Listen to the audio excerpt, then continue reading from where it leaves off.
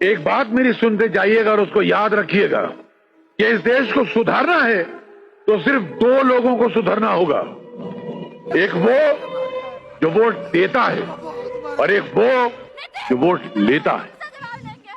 मगर अब जब यहां आया हूं तो मेरी समझ में नहीं आ रहा है कि मैं क्या कहूं, क्यों कहूं और किससे कहूं। इस भीड़ से कहूं जो 24 घंटे भेड़ बकरियों की तरह डरी और सहमी रहती है,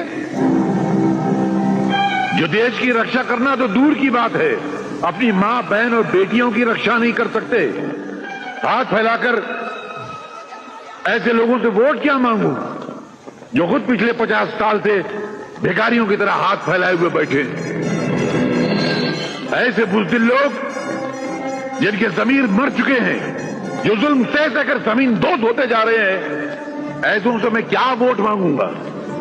जिनके मर्दों में, जिनके नौजवानों में मर्दों से कम और औरतों की झलक ज्यादा नजर आती है, ऐसे नपुंसक लोगों के वोट मुझे नहीं चाहिए। मैं जानता हूं कि अगर मैं तुम्हारे हक के लिए किसी लड़ाई के मैदान में कूदा तो बुज़दिलों सबसे पहले तुम दुम दबाकर भाग जाओगे।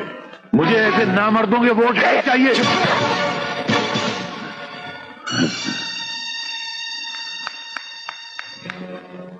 शाबाश, यही चाहता था मैं। अब मुझे परवाह नहीं है कि मुझे वोट मिले या ना मिले, मैं जीतूं या हारूं, मुझे इसकी कोई परवाह नहीं है। मगर जो मैं चाहता था मेरा वो काम हो गया। मैं चाहता था तुम्हारे मुर्दा जमीर जिंदा हो, तुम्हारे मन की सोई हुई आग जागे, अपने अंदर रक्षा करने का जज्बा पैदा हो। उसके आसार इस चप्पल से नजर आ गए और मैं कसम से कहता हूं कि यही जज्बा अगर हिंदुस्तान के हर मर्द, हर औरत, हर बूढ़े, हर बच्चे की दिल में पैदा हो जाए तो तुम पर जुल्म करने वाले, तुम्हारे साथ बेइंसाफी करने वाले, तुमको धोखा देने वालों के मुंह पर सुबह शाम चप्पलों की बारिश होगी। मेरे दोस्तों, एक बात मेरी सुनते जाइएगा और उसको याद रखिएगा कि इस देश को सुधारना है तो सिर्फ दो लोगों को सुधरना होगा। एक वो जो वोट देता है और एक वो जो वोट लेता है। अगर ये दोनों सुधर गए तो भारत सुधर गया।